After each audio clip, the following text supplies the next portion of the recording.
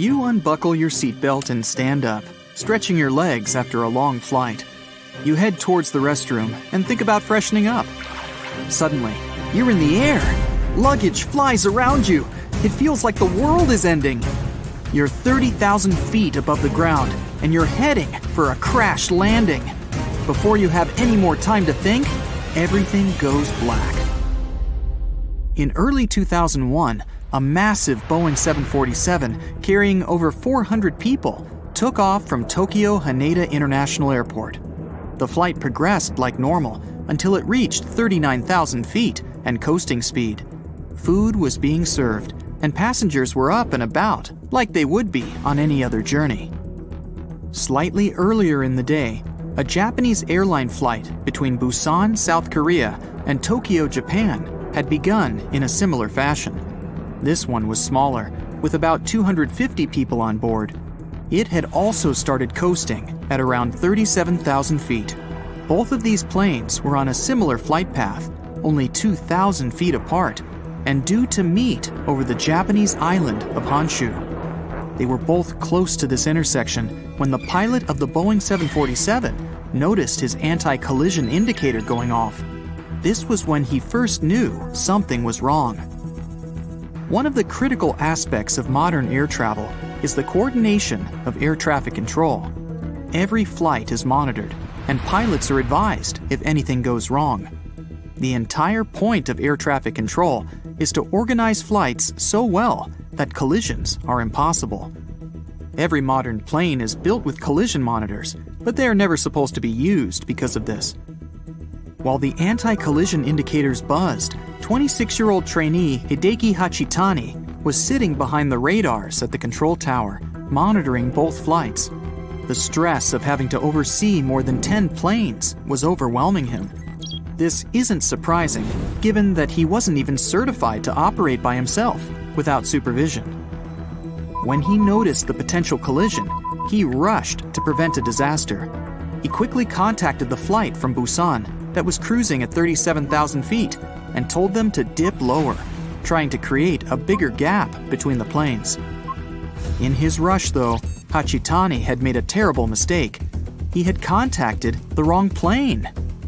Instead of telling the Boeing 747 to reduce its altitude, the pilot of the other plane followed Hachitani's instructions and lowered from 39,000 feet to 37,000 feet, the exact same height as the 747.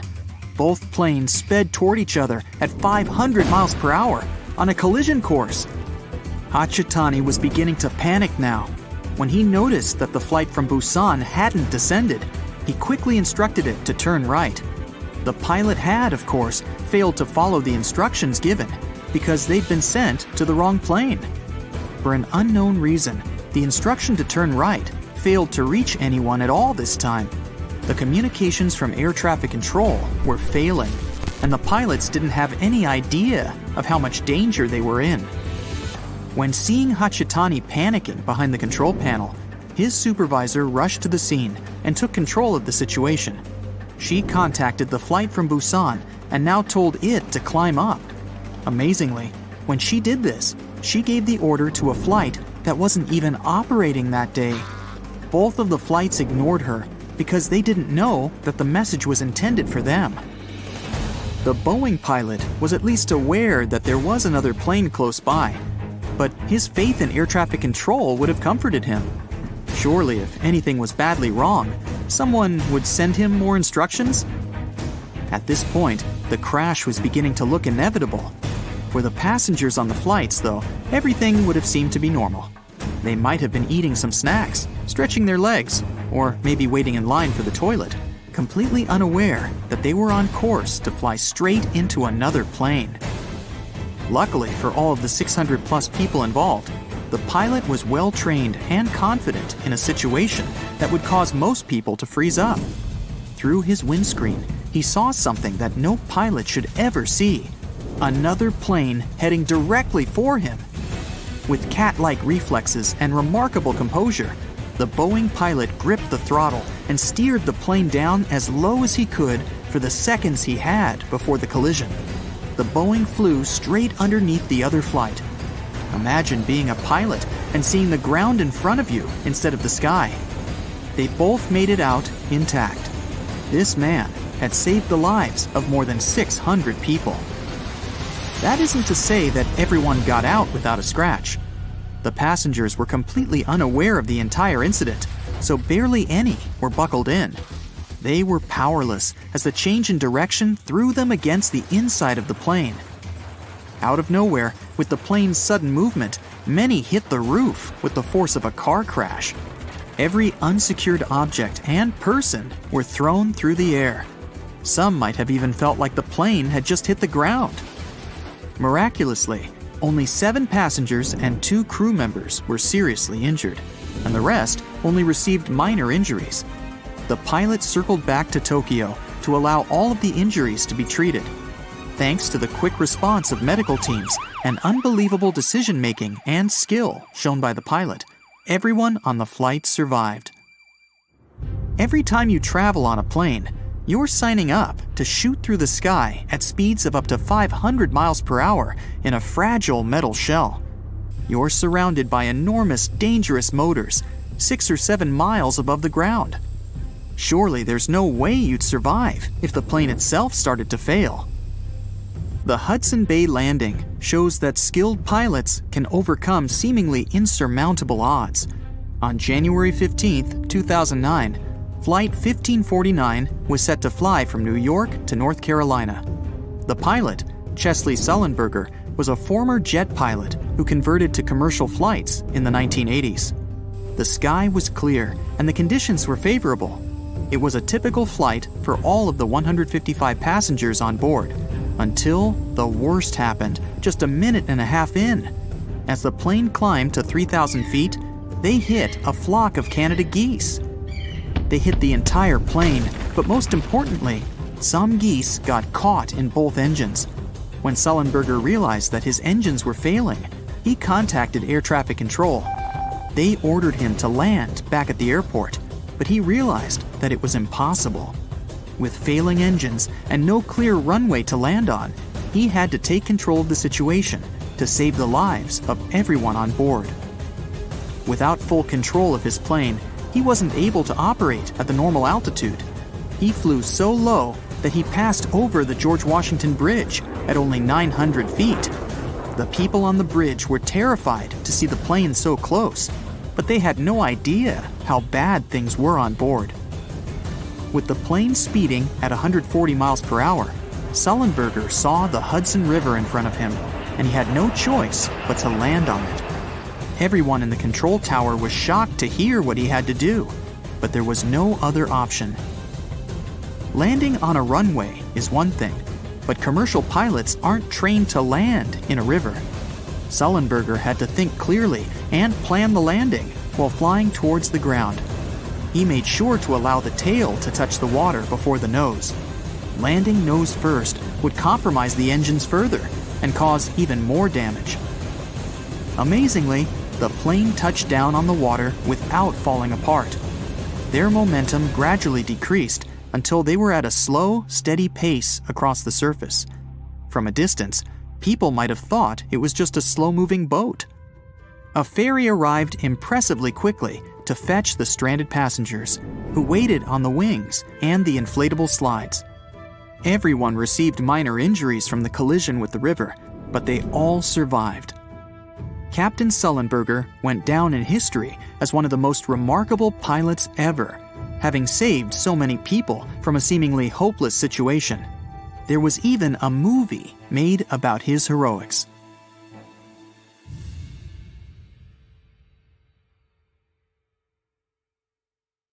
You wake up in your house and take out an umbrella. It's Saturday, and it's cleaning time. You reach for the magical button, and the dishes, furniture, walls, floors, and even your clothes in the closet get sparkling clean. You have the rest of the day to yourself, and so you lie on the dust-free couch with your favorite book.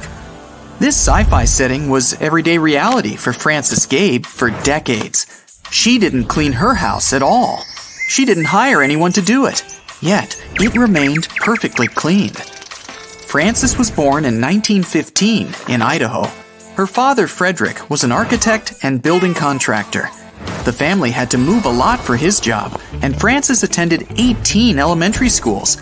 She said she was born a most unusual person, and everything moved much too slowly for her at school. The girl preferred the company of her dad and his coworkers. She watched them and learned their craft. Frances graduated from Girls Polytechnic High School in Portland at 16. Next year, she got married. By the late 1970s, she was divorced and a single mother of 2 kids. She always thought of housework as a thankless, unending job. One day, she noticed fig jam slithering down her wall. Frances got so mad, she decided to put an end to all of this for good. She brought out the garden hose, got rid of the jam, and started designing her own self-cleaning house. She spent more than a decade and thousands of dollars of her own savings transitioning her Oregon home into a giant floor-to-ceiling dishwasher. By 1984, it was all finished. Frances received an official U.S. patent for her self-cleaning building construction.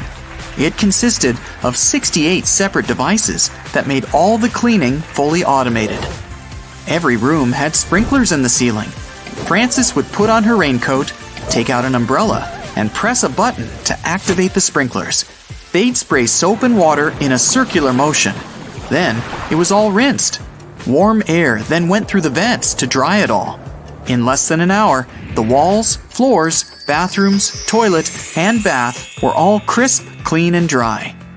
The floors were coated with many layers of marine varnish and ever so slightly tilted toward the walls. There were gutters at the edge of every room. Water from the sprinklers didn't go to waste. It drained out of the house into the doghouse to wash the dog along the way. Furniture that wasn't supposed to get rinsed was covered in clear acrylic cases made of resin. Books had waterproof jackets. Papers were sealed in a plastic box, and pictures on the walls, including the patent, had glass cases to keep them safe. Awnings covered the beds to keep linen dry. Frances also invented her own waterproof fabric for the upholstery. The cupboard would make dishes clean without any assistance needed. Clothes would be placed inside a cabinet on hangers, washed and dried, and then, still on hangers, pulled into the closet with chains. The electrical outlets were all safely covered, of course. There were no carpets or curtains, no dust collectors allowed. Sometimes, the pipes would burst and water would spray in all unwanted directions. But all in all, it was running smoothly for about 20 years. Frances was dreaming about more self-cleaning homes and even self-cleaning office buildings, hospitals, and villages around the world. Her idea was to help single moms and women fed up with cleaning, and also people who can't clean due to health issues. She was traveling the U.S. giving lectures on her invention and showing a model of her design. She was featured in newspapers and on TV, but the idea never took off. By 2002, she couldn't afford to run the house and renew her patents, so they expired. Frances gave tours of the house, so she had some money, but that wasn't enough. This and natural disasters like floods and earthquakes turned the once cleanest house into a cluttered construction. In 2009, the lady moved into a retirement home. The house was sold some years later to a new owner who now has to clean it himself. Many people mocked the idea, and the self-cleaning home revolution never happened. Still, architects and builders these days admit her idea was functional and worth bringing to life. In 1998, when computers were taking off and taking up all of your attention, someone came up with and patented a brilliant idea of a motivational candy dispenser. It would be equipped with an optical sensor attached to your screen. The sensor keeps an eye on all of your activities and rewards you with candy for sending a work email or finishing a long important paper. The more work tasks you perform, the more candy you get. A cyborg-like wrist pouch to carry pencils, phone, lip balm, and other little necessities on your wrist was patented in 2001. If you don't enjoy raking leaves in the fall, you'd probably love the unique solution described by its inventor as compatible with the natural body movement of a person. Leaf-gathering pants have zip-on flexible tubes attached to pant legs and a net fastened in between to gather leaves as you walk. you can easily remove the large piles you leave behind later. The greenhouse helmet was designed to bring nature to big city guys. You put on a self-enclosed anti-fog covered dome on your head with tiny plants on built-in shelves. When you exhale, the plants take care of all the bad elements and recharge you with the purest oxygen. The helmet would be equipped with an intercom system to let you communicate with people outside your dome.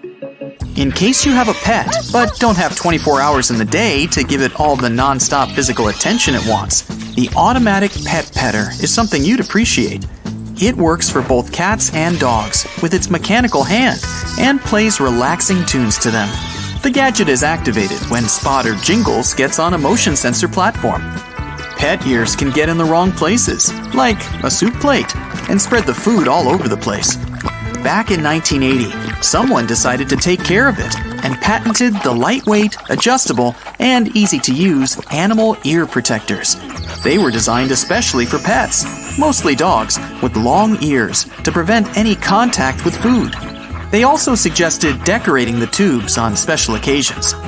An anti-eating face mask was invented around the same time for those who have to spend their days around food for professional reasons. Chefs, cooks, and other restaurant staff dealing with food can put it on and lock it with a little padlock. Breathing and talking are still possible, but it makes eating highly problematic. The most important thing is not to lose that key, or you'd have to go on an eternal diet. Sled pants were equipped with a seat to slide down hills, and leg and waist straps to keep them securely attached to the owner. They were configured to take the shape of the human body.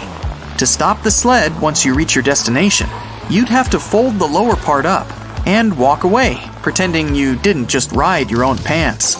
The 1923 head exerciser was invented to give you better circulation. Two people would hold a metal plate between their teeth. The plates were held together by a spring. As the pair pulled each in their direction, they'd take part in a sort of tug-of-war for the head. Someone came up with a brilliant idea of a watch that would let you know how long you have left to live in years, months, and minutes. The life expectancy guess would be based on some statistical methods and personal health factors of the owner.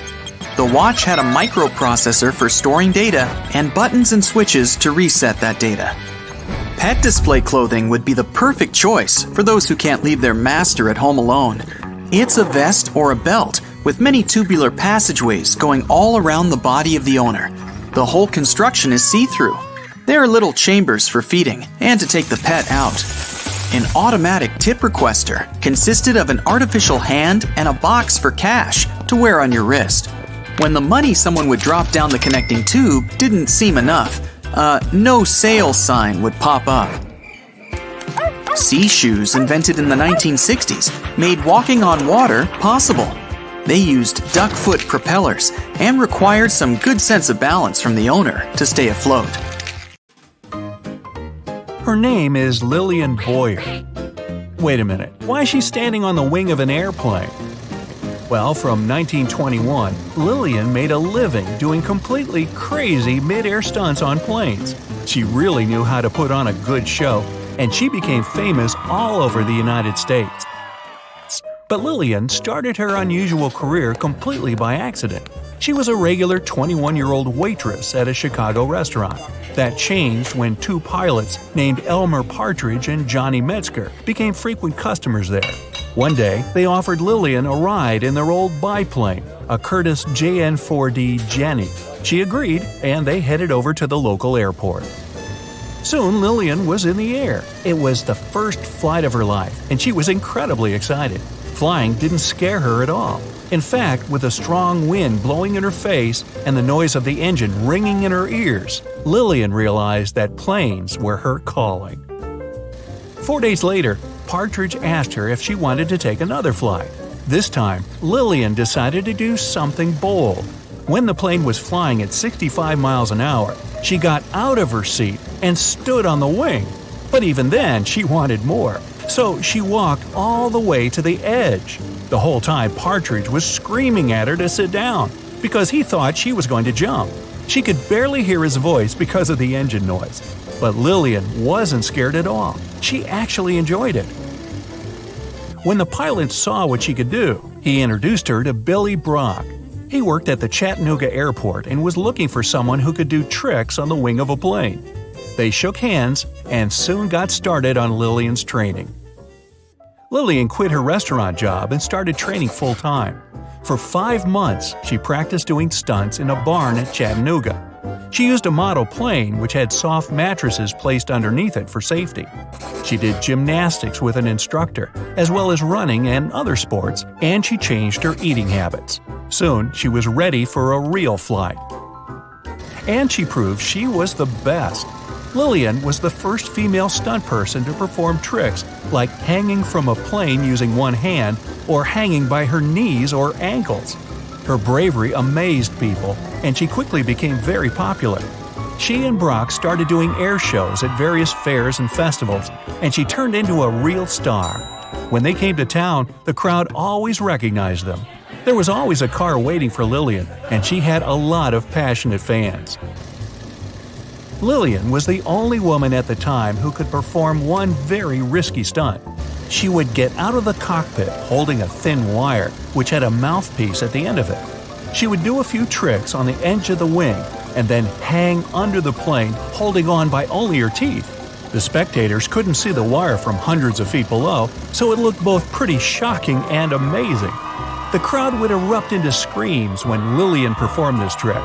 Then Brock would lower a special ladder and she'd grab it and go back to her seat. But there were also accidents. These reminded Lillian and Brock that they were engaged in a very dangerous business and that they had to be as careful as possible. During one of their shows in 1924, they planned to do an unusual trick. Brock was going to do a loop while Lillian was standing on the biplane's top wings. The idea was for her to slip her feet into some straps, and the centrifugal force of the loop would help Lillian keep her balance. But during the actual trip, something went wrong and the strap broke. Lillian smashed really hard into the wing, but she still managed to climb back into her seat. She was injured, but she kept on doing her shows. When she was performing in Trenton, New Jersey, in October 1925, Lillian had another 3 accidents during some parachute jumps. On the first day of the show, the wind took her away from her landing spot and she fell onto the seat of a Ferris wheel.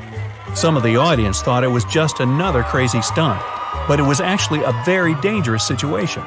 Luckily, the Ferris wheel operator realized that Lillian was in trouble and stopped the ride. The second time, she couldn't control her chute and struck the roof of the grandstand. She hit it hard and got stuck there, and people had to look for a ladder to help Lillian down. On the third day of her show, Lillian's parachute almost landed on a tent, so she pulled on the shrouds as hard as she could to change direction. But this made the parachute turn inside out, and Lillian fell about 50 feet straight into the ground. She suffered a lot of injuries and had to be hospitalized, but she was treated very well. She was in the hospital for 2 months, and all of her bills were paid by an anonymous person. Lillian thought it was probably the president of the fair. He liked her. In fact, since she was a star, a lot of men admired her. But she didn't risk her life for money or fame. Lillian did all this for herself. Brock got almost all the money from their performances, and that was her decision. They usually performed for 2 or 3 days straight, or even a whole week. They were paid $1,000 to $1,200 for one performance, but Lillian only got $100. As she said herself, that was a decent amount of money, and it was enough for her. So Brock ran the business, maintained the plane, and hired mechanics and crew. But their show was called Lillian Boyer's Flying Circus, and there was a reason for that. Brock was in love with Lillian. Constantly working together made the two of them close. It didn't work out though. Lillian told him that there wouldn't be anything between them. But he still cared about her, and Lillian really appreciated him for that. She trusted her pilot with her life, and she admired his skill. In fact, she said he was the best pilot she ever knew. Before every flight, he double-checked all the systems, wires, and mechanisms. He would tell her where to go, and Lillian would listen to him. And it was Brock who came up with most of the tricks. There was total trust between them, and they worked as one. After Brock passed away, Lillian kept doing stunts with another pilot, But she couldn't trust him like she had trusted Brock. One of her signature tricks was switching from a car to a plane, but she never did it with the new pilot. During her stunt career between 1921 and 1928, Lillian performed 352 shows in 41 U.S. states and Canada. She performed 143 changes from a car to a plane and made 37 parachute jumps. But in 1928, low-altitude flying was banned, and so dangerous stunts performed on the wings of airplanes became history. Almost half a century later, Lillian once again became a celebrity at the San Diego Aerospace Museum. An entire section of it was devoted to her incredible achievements. Lillian was the guest of honor at all the events there. One evening, she was given one of the most pleasant surprises of her life. It was a flight on a Boeing PT-17 biplane. This time, now in her 80s, Lillian didn't walk on the wings or perform dangerous stunts. But when she landed, she admitted that she really wanted to. The pilot had told her not to get out of the cockpit. Plus, she couldn't trust him as much as she had trusted Brock.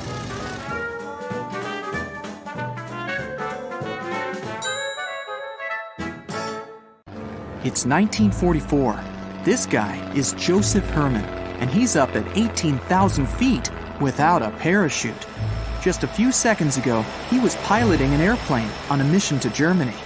Normally, pilots and crew wear parachutes inside the plane, but Joseph liked to be comfortable, so he took off that heavy parachute backpack.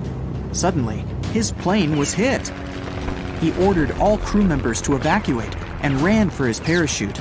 But seconds later, the plane exploded. The explosion threw Joseph out of the plane, and he found himself hurtling around the night sky without a parachute. In a panic, he began to stare at the ground, looking for a safe place to land. A river, lake, or swimming pool wasn't an option. Hitting water at high speed is almost the same as hitting concrete. Snowdrifts are great. If he could find one deep enough, he'd have at least a semi-soft landing. But it's November, and there's no snow anywhere. The best option? Aim for the woods. Tree branches and bushes might slow his fall enough so he could survive hitting the ground. These thoughts took Joseph some time, and now he was at only 6,000 feet.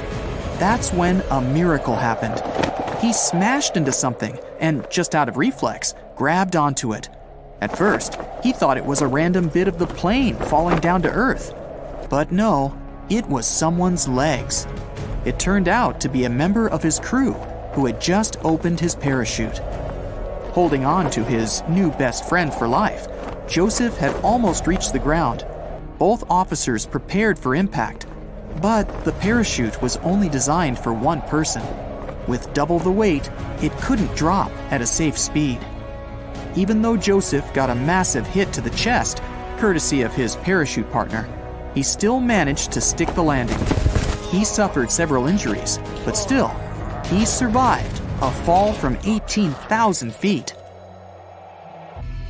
But that's not even the record for a free fall without a parachute. Meet Vesna Vulovic. About 50 years ago, she was a trainee flight attendant and was, like most days, serving passengers in the cabin. The plane was flying at over 33,000 feet when it just broke apart. Vesna survived the initial chaos and began her free fall. She immediately lost consciousness and had absolutely no memory of what she was doing as she sped towards the earth. A few minutes later, she touched down. Well, smashed down. And she survived. A local forester found her among the wreckage of the plane. She suffered a ton of injuries, but after 16 months, she made a full recovery. She even wanted to return to her job as a flight attendant. She had no memory of the crash or the fall. Maybe she was saved by the trees and the snow. And a huge shout out goes to the hero forest ranger who found her and gave her life-saving first aid. In one of those classic coincidences, Vesna wasn't even supposed to be on that plane in the first place. The airline made a mistake and put our survivor on the flight instead of another girl with the same name. Many people said that the universe realized its mistake and gave the girl a second chance. This man is Luke Akins. and he did one of the craziest free jumps ever, with no parachute obviously. So we're at 25,000 feet. 4 people jump out of a plane, and only 3 of them have a parachute. The poor guy without a chute is our hero. The rest are the crew. They film Luke's jump and help him stay in the right direction. They have smoke flares attached to their feet, so Luke can see them through the clouds. Now we're at 17,000 feet. Luke's speed is now 150 miles per hour, and his pulse is almost 3 times his resting heart rate. About halfway through, a crew member helps Luke remove his oxygen mask. The higher the altitude, the less oxygen there is. So when Luke left the plane, he needed a mask to stop him from passing out. But now, our hero is breathing on his own again. 5,000 feet. The other team members open their parachutes, and Luke is left all alone. He approaches the landing site. It's a giant net, the size of about 1/8 of a soccer field. It's stretched between 4 large cranes. Each crane has special spotlights to help Luke find the perfect landing spot, on a net suspended 20 stories up from the ground. Luke's right over his target, and just before landing, he flips over onto his back to land safely. 3, 2, 1, touchdown, land down, whatever you call it. The crowd goes wild, and Luke gets some serious bragging rights. A stunt like this takes nearly 2 years of training and practice. Luke Akins had already skydived 18,000 times before. So, on average, a free fall lasts 2.5 minutes. Math. So Luke's spent 31 days in free fall. How about jumping from 5 times higher than that? A freezing cold 128,000 feet. This thing is called a high-altitude balloon. It's used to fly higher than 7 miles up. After about 2 hours, this thing took future record holder Felix Baumgartner into the stratosphere.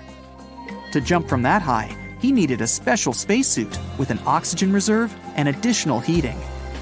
When the hatch opened, Felix needed another 15 minutes to get his mind right.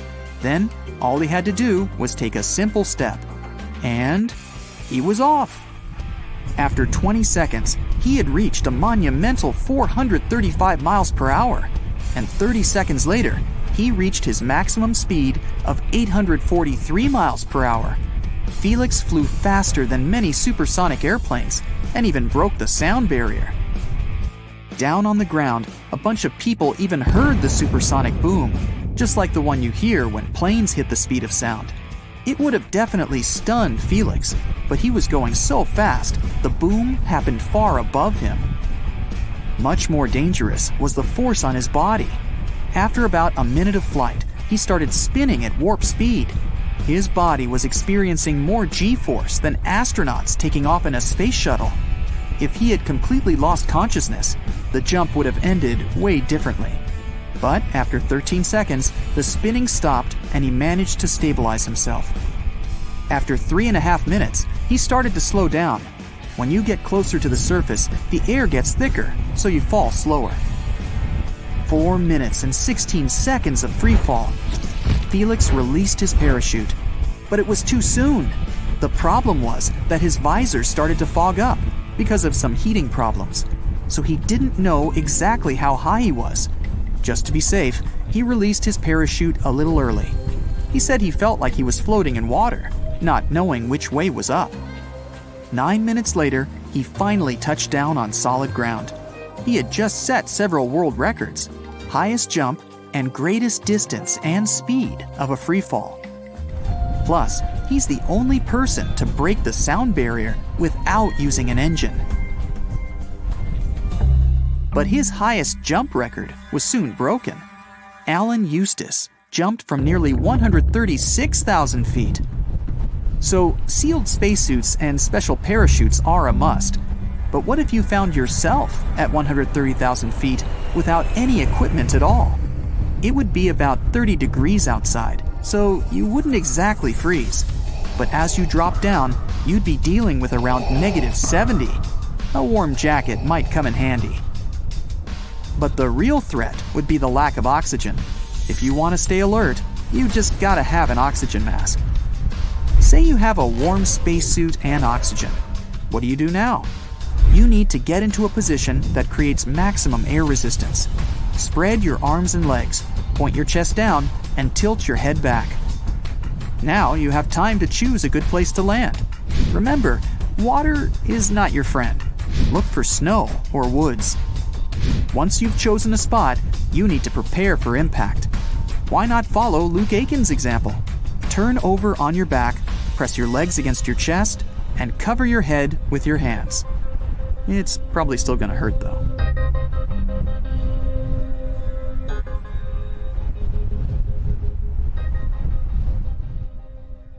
There are lots of famous mysteries that you can explain now if you carefully study the details. The tragedy of the Titanic, for example. Anyone can recreate a picture of that night and build a map of those terrible events with all the information available online now. You can also explain what's going on in the Bermuda Triangle. Spoiler alert, nothing mysterious about it. Missing trains, time-traveling planes, strange black holes in the desert, spooky sounds, visual anomalies.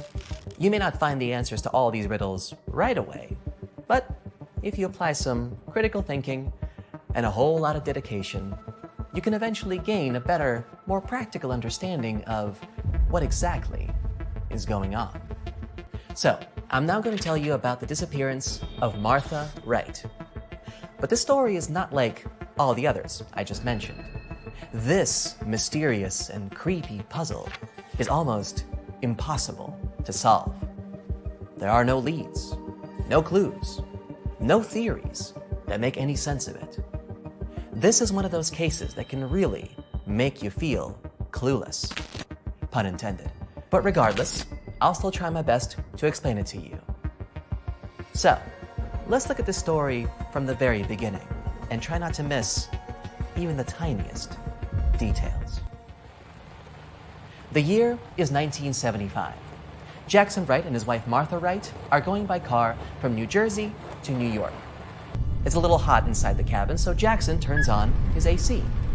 The road they're on leads them into the Lincoln Tunnel. They're driving in there, slowing down a bit. After a few minutes, Jackson starts to wipe the windshield, holding his hand on the wheel. Some condensation has accumulated on the glass because of the unstable conditioner. The rear window is also slightly fogged up, so Jackson slows down and then stops the car. There are no other vehicles in the tunnel. Jackson takes 2 rags out of the glove compartment. He gives one of them to Martha and asks her to wipe the rear window. His wife is moving into the backseat to remove the condensation. She doesn't leave the car. Jackson wipes the front window for a few seconds, turns to Martha, and can't find her. She's vanished. All the doors are closed. There is only one car in the tunnel, Jackson's. At first, he thinks it's some kind of a joke. He looks carefully at the back seats and out the windows. "Martha, where are you?" he asks in fear in his voice. He opens the door with his hands trembling. "Martha!" Jackson screams. His voice echoes through the entire dark tunnel. Martha Wright has just literally vanished into thin air. It's a bit creepy, isn't it? Poor Martha. And poor Jackson. At first glance, some might say that the real reason for Martha's disappearance is her husband, and that he made the whole story up as an excuse. We don't know what kind of relationship they were in. Maybe they had a fight or planned a divorce. Yes, it would be easy to blame the husband, but you don't have enough evidence to support that conclusion.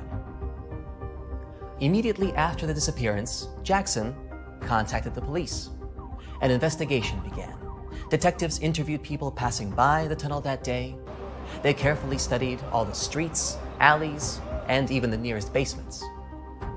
Of course, they didn't ignore the possibility that Jackson was guilty, but they couldn't find any evidence to that effect either.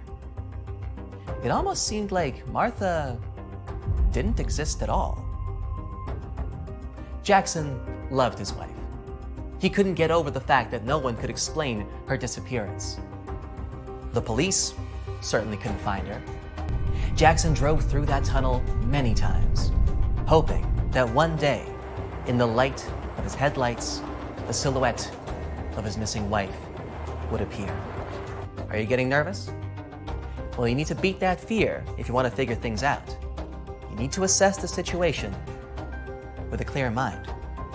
Okay, so it was 1975. There were no phones or cameras. There was one car in a dark tunnel. I'm sure there are some rooms and long corridors that connect the Lincoln Tunnel to the sewer system or the subway. So I'm thinking, what if someone took Martha Wright out of her car? What if it was mole people? You've probably heard of them, people that live in the underground labyrinths of the New York subway. There are a lot of rumors about them. The story goes that for some reason, they refused to live like ordinary citizens of the city and descended into its dungeons. They have no contact with sunlight at all. They can see in the dark. Their diet consists of rats and trash. They can quickly crawl on all fours and even climb walls.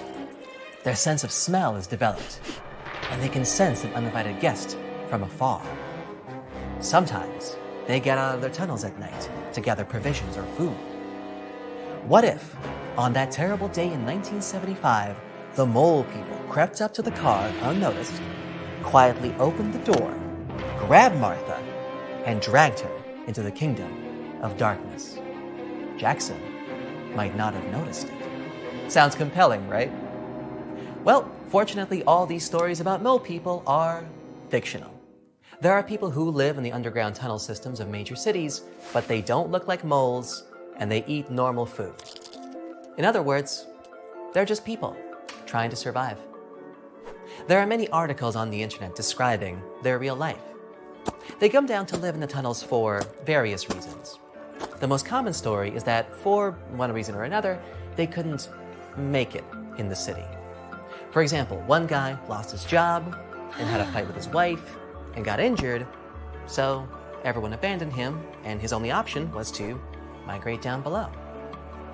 There was one story of one woman who tried to hide from some bad people on those underground labyrinths. Hundreds and even thousands of people live in environments like these, each for their own reasons. And believe me, their way of life is not as terrible as it may seem. Many people in these tunnels have electrical appliances, internet access, water, and heating. Inside many of these communities, it is forbidden to steal, harm anybody, or behave rudely or obscenely. People here try to help each other. During the day, they can earn money by washing cars, or handing out bottles, or at the laundry. At night, they return back to the tunnels. Lots of these people just couldn't integrate into society. Some people are happier there because they don't have to pay taxes and rent. They don't have to follow the rules and pretend to be someone they aren't. Many of them are polite, smart, and well-educated. Often they are friends with many street artists and filmmakers. It's a unique lifestyle, all on its own, with its own communities. Occasionally, some of them would manage to get out of those tunnels, but then return, feeling that they really belonged to the tunnel system and couldn't quite integrate with the world up above. It was in 1904, when the first line of the New York subway opened, that stories about these mole people began to spread. Since then, these stories have been overrun with legends and myths. The city's residents thought that the tunnel's inhabitants had created secret societies with their own system of rules and laws, infrastructure, and the division between poor and rich. Few people ventured down there to check. But in the late 90s, more and more journalists began to conduct investigations about these mole people. Eventually, the myth was debunked. But who knows? Maybe in the 1970s, there were many dangerous people among the tunnel inhabitants. Honestly, I can't believe that they managed to pull Martha out of the car and into the tunnels without Jackson noticing. For one thing, she would have screamed or tried to kick loose. Plus, all the car doors were closed. So, as far as theories go, this ain't it. Okay, then let's keep looking. We have the car, the AC, the tunnel, the sunny weather. All right, let's look at the tunnel again. It seems to me that something is wrong with it. Something in the story doesn't quite add up. If we look at the maps and traffic data, we will see that many drivers use the Lincoln Tunnel daily. I'm sure it was just as popular in the 1970s. So how is it possible that Jackson and his wife were the only visitors to this tunnel in the middle of the day? They were driving in it for a few minutes, then stopped to wipe the windows. And not a single car passed by during that time. The tunnel wasn't closed or under repair. Jackson wouldn't have been able to get there if that were the truth. People walk through this tunnel in any weather. They hide here from the rain and heat and use the tunnels like a little shortcut. You can meet anyone there, at night, early in the morning, and in the afternoon. Why didn't Jackson see anyone?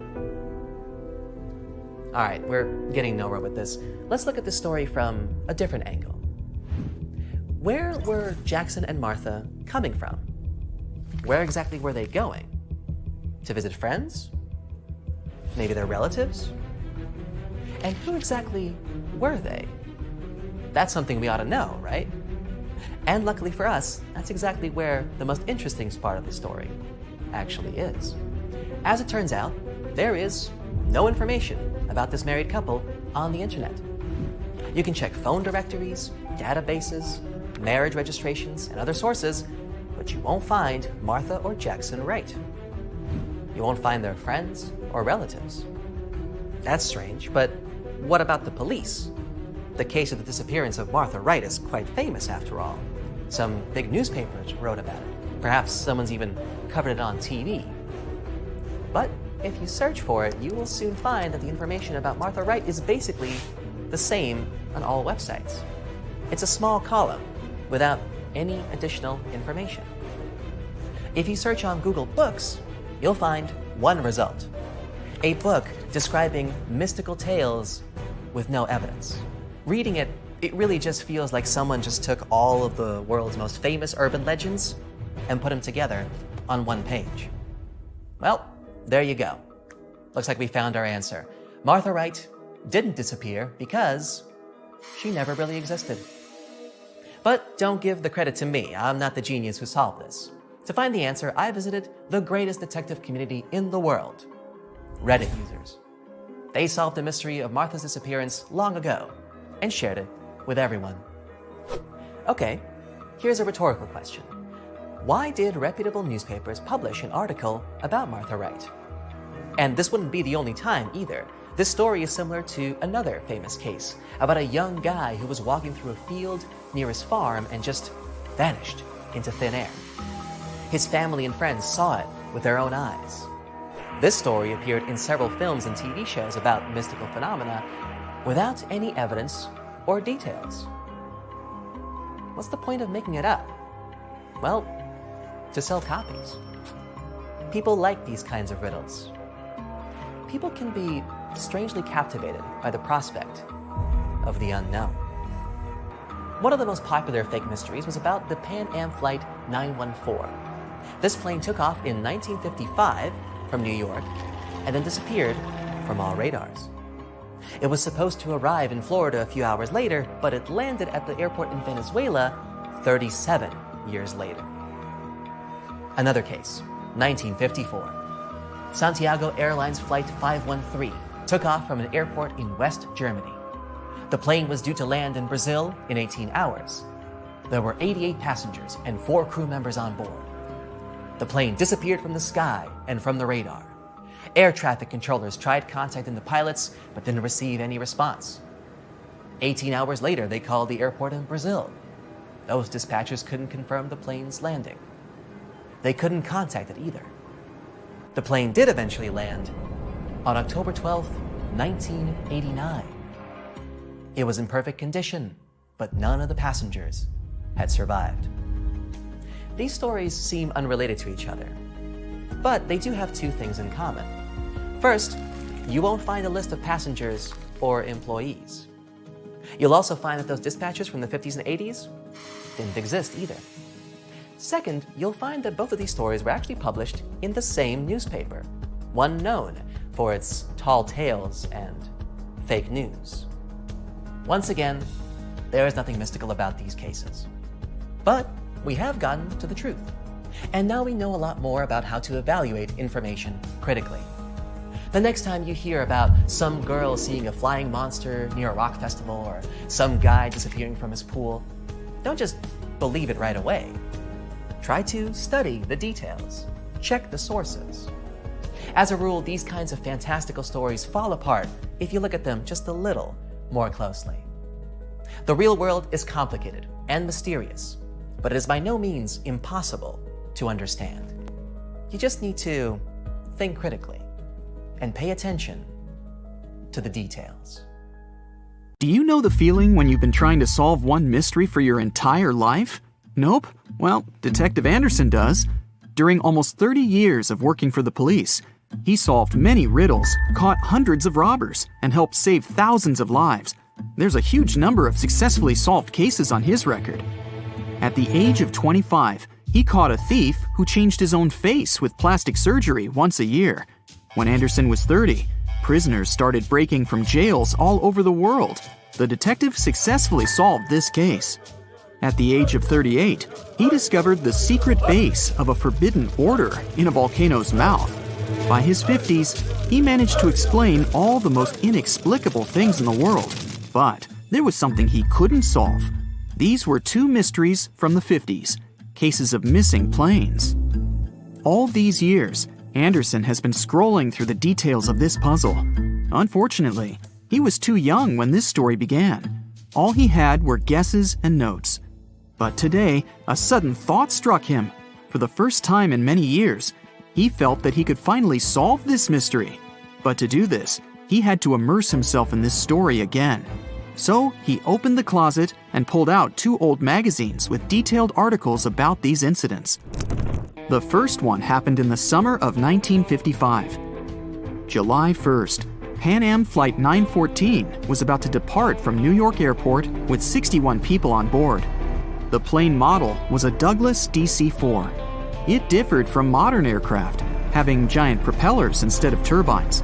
So, all passengers fastened their seatbelts. The plane started taxiing down the runway, sped up, and took off. It went high into the sky and out of sight. Its destination was Florida. The flight time would be 3 hours. Dispatching services were watching the plane on their radar when suddenly, Pan Am 914 disappeared. The operator tried to contact the pilot but received no response. New York reported this to Florida. They said they couldn't see the plane either. Usually, pilots notify via radio if a plane crashes or gets into a storm. But this time, just nothing. After several unsuccessful attempts to establish the connection, they deployed large-scale search operations. Communication with the plane was interrupted when it was flying over the Atlantic Ocean. Therefore, the air company had to admit the aircraft crashed into the water. But this version had no proof. When planes fall that way, rescuers find floating debris. Some parts of the cabin or luggage always get to the surface. This time, rescuers found nothing. The plane didn't transmit any distress signals and didn't leave any traces of the crash. It seemed like it just disappeared into thin air. People forgot about this disaster for 37 years. And then, something bizarre happened.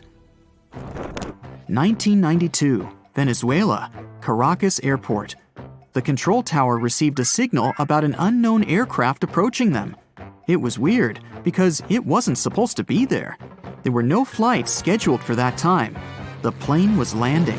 The dispatcher and the rest of the airport staff understood that something was wrong here. The plane looked old, with huge propellers instead of turbines. After landing, the pilot contacted the airport. Where are we? The dispatcher asked him to identify himself. A few seconds later, he received an answer.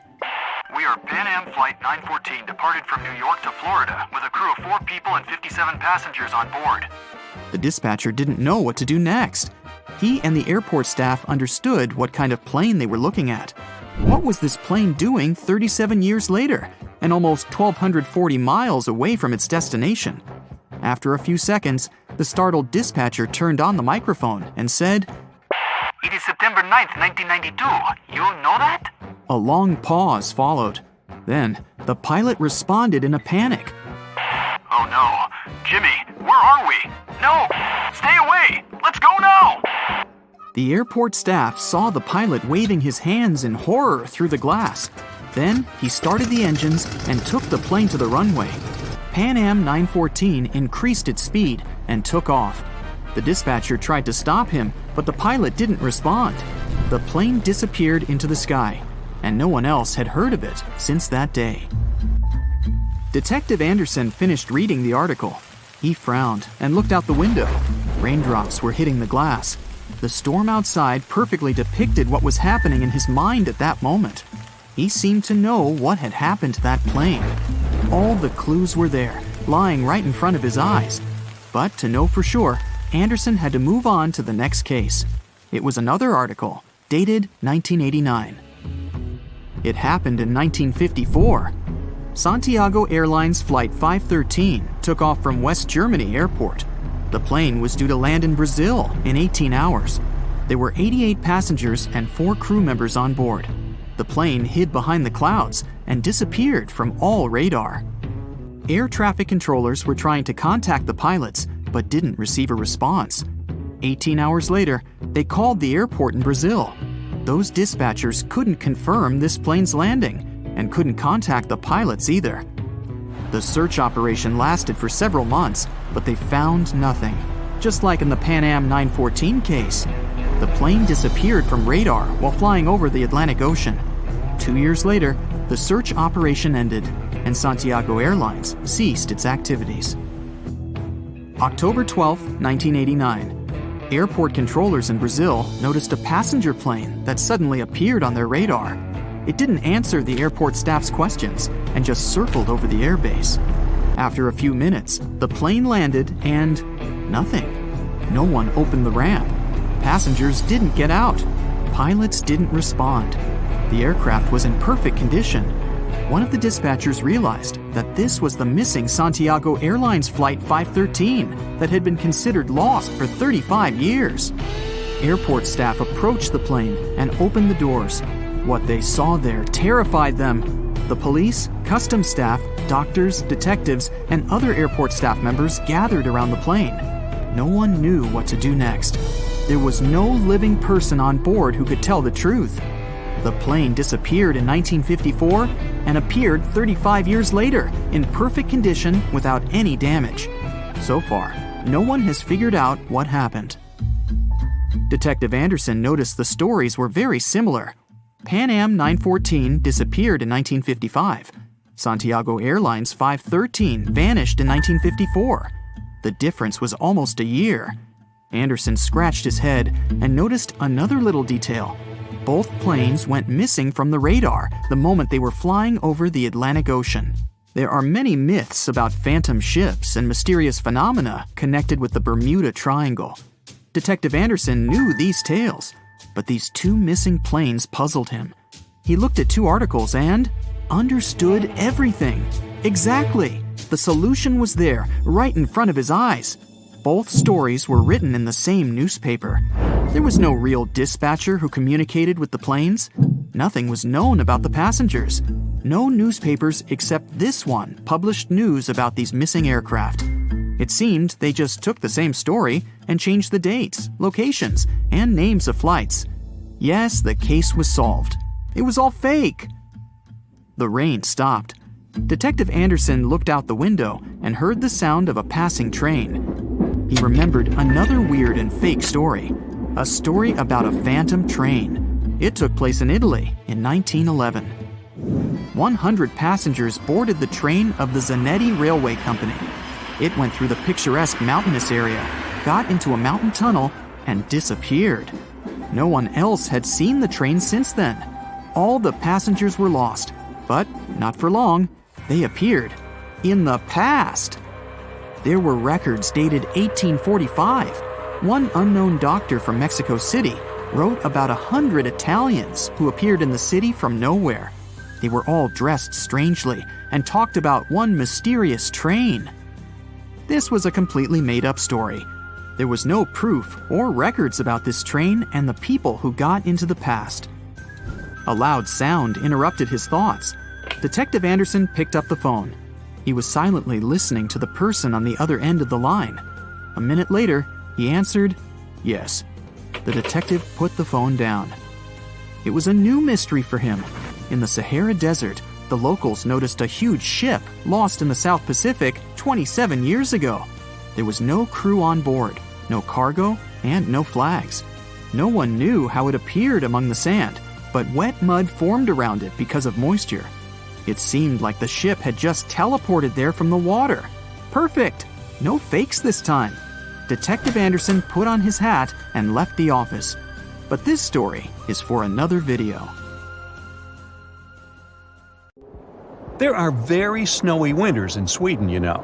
Snow covers all roads and slows down the traffic.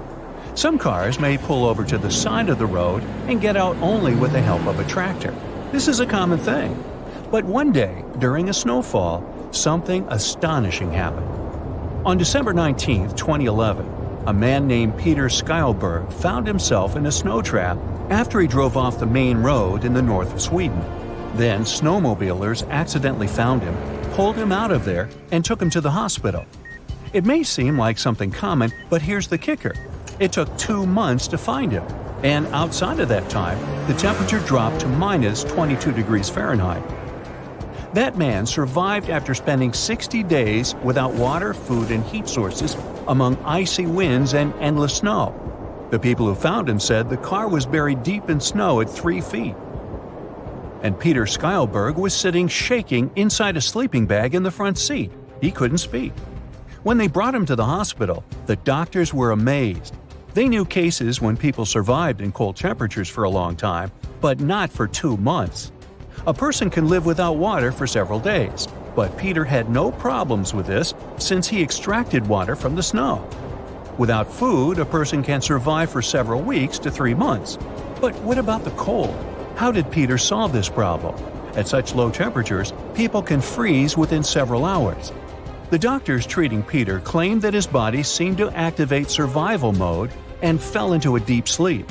It's like bears that hibernate during winter. But the human body can only lower the temperature by a few degrees. This is not enough to survive in minus 22-degree frost. Maybe the man somehow managed to lower the temperature even more. The case of Peter Skylberg became famous. Doctors and scientists from all over the world put forward their hypotheses about how this man managed to survive. No one could give the exact reason. Many people claimed it was just a real miracle. Others believed it was the result of several factors combined together. One of these factors is the sleeping bag. It helps keep your body heat better, so your temperature may not drop for a long time inside the bag. Another factor that probably played the key role was the igloo effect. Indigenous peoples living at the North Pole make their homes out of ice and snow. You've probably seen these round houses on the internet or in the movies. It's not warm inside them, but it doesn't let the cold in. The particular design of these houses helps keep the accumulated heat inside. Igloos can protect from strong winds, but it's possible to survive inside them only if you're wearing warm clothes. Perhaps Peter's car turned into such a house. Snow clung to it from all sides and blocked the heat inside. Many people wondered why he hadn't tried to get out and find help. But seems like Peter did the right thing. It's pretty dangerous to go out in such conditions. You don't know where you are, it's freezing cold, and there's a blizzard. Let's say you get out of the car and try to get to the nearest road. You fail and come back. But you can't find your car because the snow has covered it. Now your situation is even worse. The only option is to start digging snow and make an igloo. If you have warm clothes, an igloo will help you to keep warm and gain some time. But the right solution is to stay inside the car and wait for the rescuers, especially if you don't know where you are. If you don't have communication or signal lights, then try to make a fire. Smoke can attract the attention of people passing on the nearest road. Peter Skylberg spent some time in the hospital, regained strength, and was cured. Now, it's much safer to be in a closed cold room or an igloo during the cold. However, if you're stuck in a severe frost without warm clothes, you have about 30 minutes to 2 hours, maybe even less if you don't move.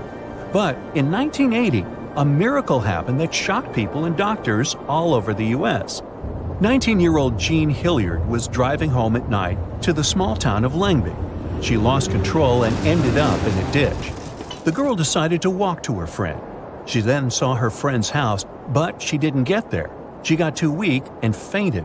Suddenly, Jean fell and lost consciousness near her friend's house. Jean Hilliard was wearing a light winter coat, cowboy boots, and pants, so she wasn't quite prepared for harsh winter conditions. There was a strong blizzard and snowfall outside, so no one noticed her. The friend Jean wanted to visit only saw the frozen girl near his porch in the morning. Jean Hilliard had been lying there for 6 hours. Her body was hard and cold, as if it were made of rubber. Her eyes looked as if they were made of glass. The man who noticed the girl was sure she wasn't alive. But then, he saw bubbles of moisture from her nose. The girl was breathing. He got the girl to the hospital. Her body wouldn't bend, so putting the girl in the car was problematic. The doctors immediately rushed to help Jean, but that wasn't easy. They couldn't even make any injections, as the needles would constantly break. The muscles were too stiff and frozen. Her body activated emergency mode and stopped supplying muscles and soft tissues with blood. All the red liquid was directed at the vital organs. Also, in emergency mode, our organism can slow down all internal processes of the body. The heart starts pounding slower, the lungs consume less oxygen, and the metabolism nearly stops. Such energy savings helped the girl to survive. But the doctors were more surprised that Jean didn't get any serious troubles. She got frostbite, but the ice crystals didn't destroy her skin and soft tissues. Doctors decided to warm the girl with a bunch of heating pads. Then they finally managed to inject medications. A few hours later, she regained consciousness. The test showed that Jean was in perfect health. Meanwhile, you can get into a severe trap not only in nature and bad weather. You can get stuck in an elevator in a building full of people in Manhattan, and no one will know about it. This happened in 1999 with Nicholas White. The 34-year-old manager was working late in the office and decided to take a break. After getting some fresh air outside, Nicholas called the elevator to go back to the 43rd floor. But he got trapped in the elevator. It was already quite late, and almost all the workers had left the building. But the worst thing was that it was Friday night. Nicholas had no phone, no food, and no water. He pressed the emergency call button, but no one answered him. The cameras worked perfectly, but the guards didn't see him. The building was basically empty. Nicholas struggled with claustrophobia, walked from side to side, jumped, laid down, tried to open the doors, and waited for someone to rescue him. There were repair workers on the other floors, but they didn't hear Nicholas. Also, his colleagues stayed in the office where he worked. They were sure that Nicholas had just gone home. They left the office using other elevators and didn't notice that Nicholas had left his things on his desk. Well, Nicholas was in despair. He was rescued 41 hours later. He was lying on the elevator floor, tormented by thirst, when he suddenly heard a voice from the elevator speaker. "Hey, is anyone there?" Rescuers got the man out of the metal box, and the building owners paid him compensation for the inconvenience. Despite this nightmare, Nicholas continued to use the elevators. Yeah, living in Manhattan, it would be problematic to avoid them. Certainly for Nicholas, life has its ups and downs. The plane had been in the air for a mere 25 seconds when the pilots noticed weird noises and bizarre vibrations. They tried several ways to improve the situation, but nothing worked. The engine surges continued, and just over a minute into the flight, when the plane reached 3,000 feet, both engines failed. First the right one, 2 seconds later the left one. The pilots decided to return to the airport they had just left. At the same time, they tried to restart the engines. Nothing seemed to work. The flight crew made a decision to pitch the plane down and then level it off. Perhaps it could help them gain some speed for the glide. But soon, they realized they wouldn't make it to the airport. Was the plane going to crash? That's when the miracle at Gotrura occurred. The morning before the flight started as usual. Regular pre-flight procedures, good weather. The members of the flight crew were experienced pilots. A 44-year-old Danish captain with over 8,000 flight hours under his belt, and a 34-year-old first officer from Sweden with 3,000 hours. So, what could go wrong? The plane itself was almost brand new. It was a McDonnell Douglas MD-81 nicknamed Dana Viking. It made its first flight on March 16, 1991. By that fateful day, the aircraft had been in service for a mere 9 months. There were 122 passengers and 7 crew members on board. Flight 751 Scandinavian Airlines was a scheduled flight from Stockholm, Sweden to Warsaw, Poland. On the way, the plane was supposed to make a stop in Copenhagen, Denmark. The aircraft took off from Stockholm according to its schedule at 8:47 a.m. local time. But by that point, the people inside had already been doomed, all because of a terrible sequence of events before the departure. It started the night before. The plane arrived at Stockholm Airport after a flight from Zurich. It was 10:09 p.m. The aircraft spent the night at the gate outside. It was cold. The temperature dropped to 34 degrees Fahrenheit, just above freezing. What made the situation even worse was that almost 6,000 pounds of freezing cold fuel, chilled during the night, still remained in the tanks located in the wings. The fuel was so cold because the plane had been flying at the cruising altitude, where the air temperature outside the cabin varied from -61 to -80 degrees. The flight from Zurich lasted around 1 hour and 40 minutes. Soon after midnight, a flight technician came to check on the aircraft. The man had to remove some slush from the landing gear, otherwise he wouldn't be able to examine it. At around 2 a.m., when he was leaving, he noticed some ice covering the upper part of the wings. By the morning, the situation had become even dire. A layer of clear, almost invisible ice had formed on the tops of the wings. The plane had to leave the gate at around 8:30 a.m. An hour before the departure, the mechanic responsible for the plane noticed that some ice covered the underside of the wings. He decided to make sure there was no ice on the tops of the wings. He climbed a ladder and put one knee on the wing. Then he bent forward to touch the front part of the wing. There was no ice, just some slush. The mechanic decided to make sure everything was fine with the air inlet of one of the engines. He didn't find anything abnormal. Soon after that, the personnel used more than 220 gallons of de-icing fuel to remove ice from the plane. The mechanic consulted with the captain of the aircraft and ordered the staff to de-ice the underside of the wings as well. After all, he had seen some ice there. But no one thought to double-check if there was clear ice on the tops of the wings.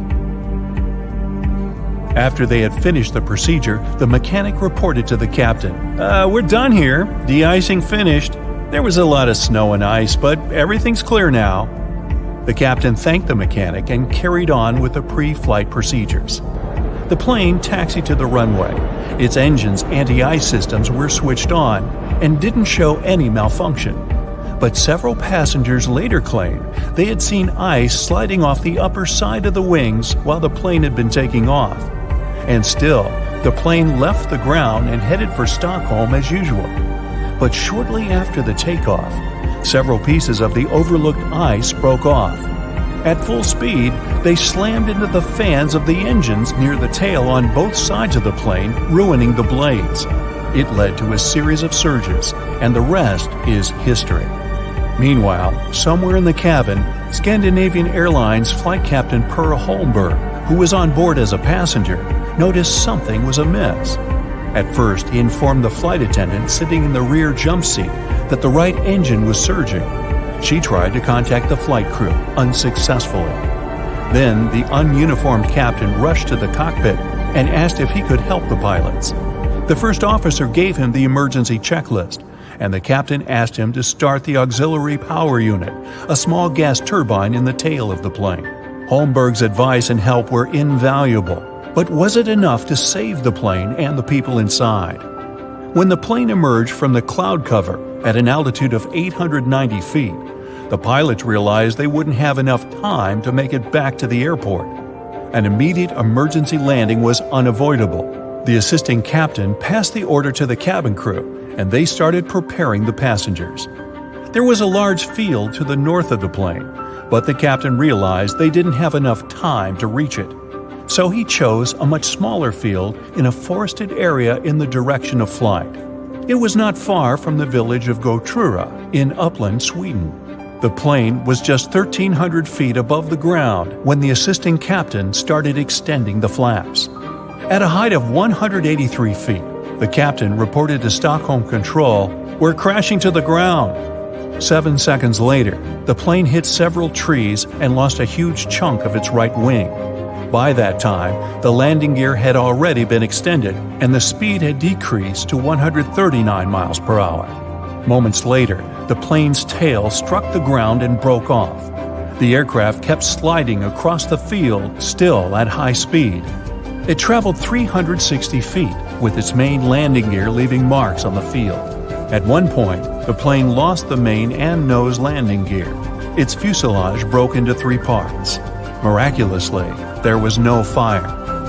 If you look at the pictures from the crash site, the plane torn into pieces, with its parts scattered across the field, it's hard to believe that all 129 people on board the plane survived.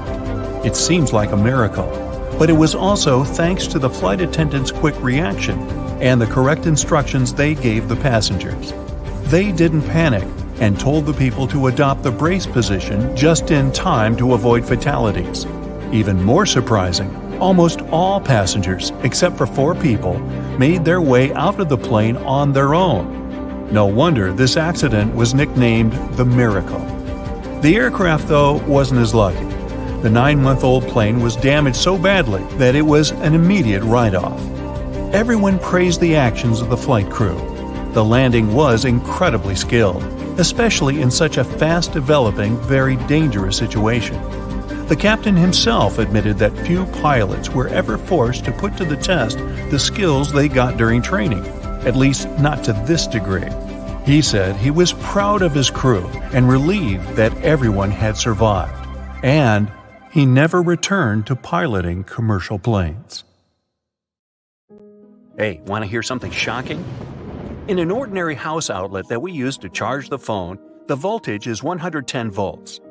A high-voltage power line that provides electricity to dozens of buildings has a voltage of 100,000 volts. The energy of one lightning strike is more than 10 million volts. Woo! And the temperature of lightning is almost twice the temperature on the sun's surface. And this incredible charge is flying at a speed of just 2.5 times slower than the speed of light. Now imagine what happens to a person when lightning strikes them. Well, let me tell you, the discharge passes through the body in 1/100th of a second. Lightning can stop our hearts and disrupt the work of our entire nervous system. You may not even realize what has happened at first. Perhaps you will lose consciousness and your body will be in a state of shock. Every day, there are several million lightning strikes in the world. Fortunately, you have little chance of getting hit by one. The odds that lightning will strike you is about 15,300 to 1. About 20,000 people are struck by lightning every year. The chances that lightning will strike you twice are even smaller. And what are the odds that you'll be struck by lightning 7 times throughout your life? It seems impossible, but one person experienced it for himself. His name was Roy Sullivan. He was born in 1912 in Greene County, Virginia, in a big family with 7 children. Roy was an ordinary guy and was no different from his brothers and sisters. But for some reason, the natural element chose him. In 1936, he began working as a ranger at Shenandoah National Park. There, lightning struck him 7 times over 35 years. So, the first accident happened in April 1942. On that day, a strong thunderstorm began. Roy took refuge in a new fire tower where builders hadn't installed a lightning rod. Lightning struck the building several times. A massive fire started inside and Roy ran out. As soon as he was a few feet away from the shelter, lightning hit his toe and burned a hole in his shoe. The next time occurred 27 years later, in July 1969. Roy was working in the national park. He was driving a truck through hilly terrain when a storm started. Lightning struck him through the open car window. The charge burned his eyebrows and eyelashes and slightly touched his hair. Roy lost consciousness and the car continued to move. It stopped at the very edge of a cliff. 15 minutes later, Roy came to his senses. A year later, in July 1970, the third time occurred. The weather was fine, but in a matter of minutes, clouds became thicker and a thunderstorm began. Lightning struck a transformer near Roy. The man ran away as fast as possible, but nature got him again. Lightning hit his shoulder. 2 years later, in 1972, lightning struck Roy for the fourth time while he was working at the National Park Station. The charge set his hair on fire, and the man ran to the bathroom and used a wet towel to put out the flames on his burning head. From that moment, Roy began to suspect that some invisible evil force had been pursuing him. He started to carry a bottle of water with him to put out the fire in case of another hit. The fifth strike happened in the national park again. It occurred in 1973. Roy tripped over a rock and fell. At that moment, he noticed thunderclouds in the sky. Frightened, he ran to his truck, got inside, and stepped on the gas. Roy drove as far from that spot as possible. Then he stopped and got out of the car to see where the storm was. And at that moment, lightning struck again. It went through his left arm and left leg and set his shoe on fire. Roy quickly climbed back into the truck and extinguished the fire using his water bottle. In 1976, the sixth case occurred. Roy was walking along a trail in the park, just 1 mile away from the place where lightning struck him the last time. And then storm clouds appeared again. Lightning flashed and stung Roy in the palm. After the sixth strike, he began to suspect something was wrong with the park. After 40 years of working, Roy finally decided to quit. Finally. He hoped the lightning would stop chasing him, but he was wrong. By that time, the man had already become a celebrity. But such fame didn't let him enjoy life. People were afraid to be near him because they believed the lightning could hit them at any moment. Journalists gave Roy Sullivan the nicknames Spark Ranger and Human Lightning Conductor. Of course, the man disliked all of this and felt very lonely. But besides this problem, he also suffered from constant fears and the feeling of persecution. All the time, he was waiting for the lightning to strike again at any moment. Fortunately, he was married. His wife supported him and helped him in everything. After quitting his job, Roy decided to move with his wife to the small town of Dooms, Virginia. Wow, Dooms. Talk about foreshadowing. It was only a year without accidents. Then, on June 25, 1977, lightning struck Roy again. He went fishing at the local pond early in the morning. The catch was good, but the sky was overcast. Roy immediately felt there would be a strike. There was a smell of sulfur in the air, and the hairs on his arms stood on end. His whole body tensed. Lightning struck Roy in the head, passing through his chest and stomach. The man ran to his car to take cover. At that moment, a hungry bear came out of the forest. He approached Roy's bucket of fish to pick up all the trout the man had caught. Roy ran out of the vehicle with his hair on his head smoldering to chase the animal away. After the seventh lightning strike, he lost hearing in his left ear and realized he couldn't hide from the lightning anywhere. His wife was afraid to be with him outside during a thunderstorm. One day, she was hanging laundry in the backyard. Roy came out of the house to help her. A few minutes later, lightning struck his wife. Fortunately, she wasn't badly injured. After that, besides fear and social loneliness, he felt guilt. Of course, many doctors and scientists tried to help Roy, but no one managed to find the reason for this strange phenomenon. According to science, each time it was just a coincidence. Mathematics and physics were powerless here. With such answers from scientists, Roy believed that invisible forces were pursuing him or that fate was punishing him for something. Perhaps the answer lies in the man's past. The National Park Service and doctors documented all 7 times when he was struck by lightning. But there was another 8th time, which couldn't be confirmed. According to Roy, lightning struck him in his youth when he was helping his father mow wheat. The discharge hit the scythe blade. No one but the boy saw it. Perhaps at that moment, the lightning changed something in his body and made him more attractive for the next hits. Lightning always chooses the path of least resistance. And this is how lightning occurs. Rain, ice, and snow particles collide with one another inside a storm. This process increases the imbalance between clouds and the ground, negatively charging the lower layers of clouds. Things down there, like trees and the earth, get positively charged and create another imbalance. Nature tries to remedy this imbalance between the two opposite charges by passing an electric current through them. Perhaps nature felt some charge imbalance in Roy's body and tried to remedy it. But why did he get struck at an interval of 1 to 2 years? Besides, more than 20 years passed between the first and second hit.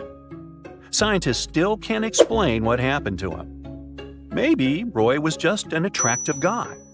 As you can probably predict, Roy Sullivan was listed in the Guinness Book of Records as the person struck by lightning most often in the world. Now, you know your odds of getting struck by lightning are 530,000 to 1. You already knew that, right?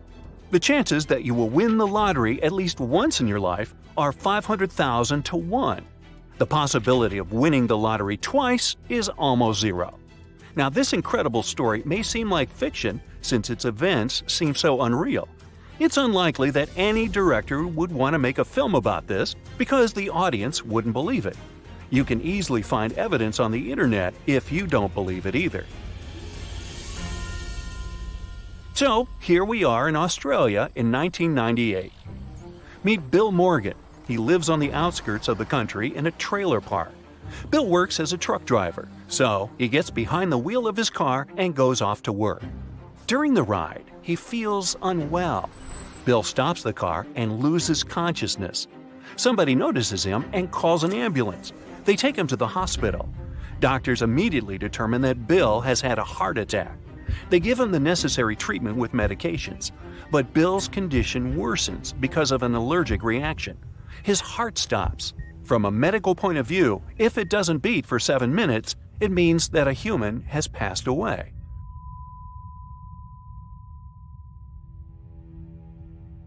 Bill's heart hasn't been working for about 14 minutes. It seems there's no chance, but doctors continue to fight for his life. And then a miracle happens.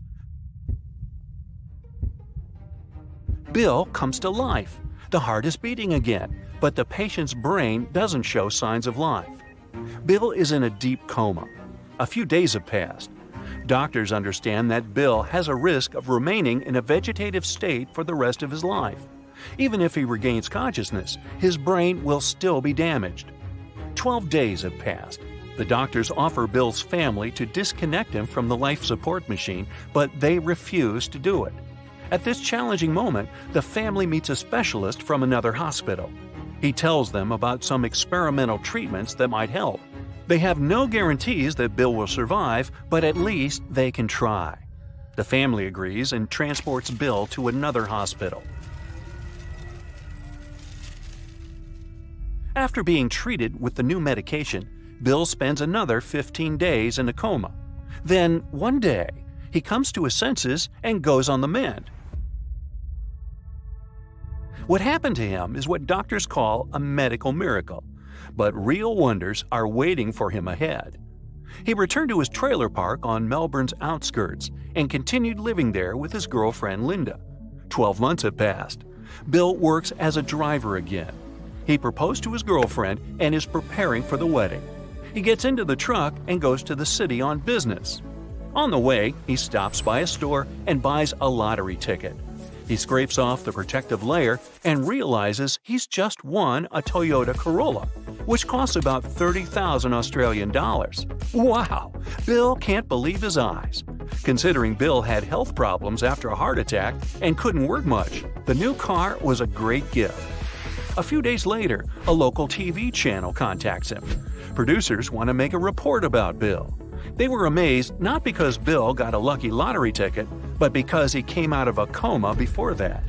And so, reporters come to him, take a short interview, and then go with him to the city in the new car. The director wants Bill to buy a lottery ticket and erase it on camera so that later, during the editing of these shots, the announcer tells Bill's story. So Bill buys the ticket, goes to the table, wipes the protective layer with a coin. His eyes widen. He takes the ticket and reads it several times. "I just won $250,000, he says, and doesn't believe it. The cameraman thinks Bill is joking, but he looks pretty serious. "This is not a joke," he says. He shows the ticket. Yes, it's true. Bill won the lottery for the second time and did it in front of the cameras. You can easily find the video on the internet and see his reaction to the event. Bill calls his girlfriend and tells her the good news. With this money, he finally moves out of the trailer and buys a real house. Life is getting better. Bill has his real estate, a car, and a beautiful wife. He regularly buys lottery tickets but wins nothing. At least, that's what he says. By the way, the luckiest person on the planet is Frano Selak from Croatia. One day he was traveling by train. Something went wrong and the train derailed. Several of the cars fell into the river. Frano miraculously survived. He was able to swim to shore and call for help. A year after these events, Frano was flying on a plane. Right in the sky, an emergency exit door ripped off the plane. Frano flew out with other passengers and was the only survivor. People found him lying in a haystack. They took him to the hospital. Frano has no serious injuries and left the hospital. A few years later, in 1966, the man had an accident on a bus trip. The vehicle left the road and fell into the river. Frano remained alive and unharmed. His adventures didn't end there. In 1970, he was driving his car on the motorway when his gas tank caught fire. Frano left the vehicle in time. It exploded in front of his eyes. Frano realized that some magic had been happening with his life. He lived quietly for the next 3 years. All this time, he felt that something else bad was about to happen soon. And he was right. In 1973, a fuel pump spilled gasoline on his car and body at a gas station and caught fire. Frano survived again and got almost no damage. But there were 2 more severe disasters ahead of him. The first happened in 1995. This time, he wasn't driving the car or sitting inside the plane.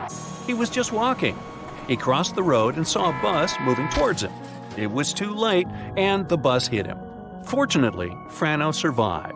He wasn't surprised anymore and just wanted these accidents to stop. The last thing happened while driving his car on a mountain road. Suddenly, a big truck appeared in the opposite lane. It was moving towards him at great speed. Frano managed to jump out of the vehicle and stay alive. His car exploded, and he got minor scratches and bruises. It's hard to believe in such luck, or maybe it was bad luck, considering that Frano had been in disasters so often. In any case, many people decided to verify the authenticity of these stories. It turned out that nobody could confirm plane and train crashes. There were no reports of these incidents. Perhaps Frano invented all this or added some fantastic details to make his story more unbelievable. We'll never know the truth, but one thing about this man you can know for sure. After all these trials, Frano got really lucky. He won almost $500,000 in the lottery. He bought a luxury house but then sold it. After all the disasters that he has experienced, he realized that money wasn't the main thing. He married 5 times in his life. And so, after selling the house, he returned to a modest home to spend the rest of his life with his beloved 5th wife. All the remaining money, Frano spent on a complicated hip operation and charity. Wow, imagine if Frano had been an Uber driver. Would you get in the car with him? That's it for today. So hey, if you pacified your curiosity, then give the video a like and share it with your friends. Or if you want more, just click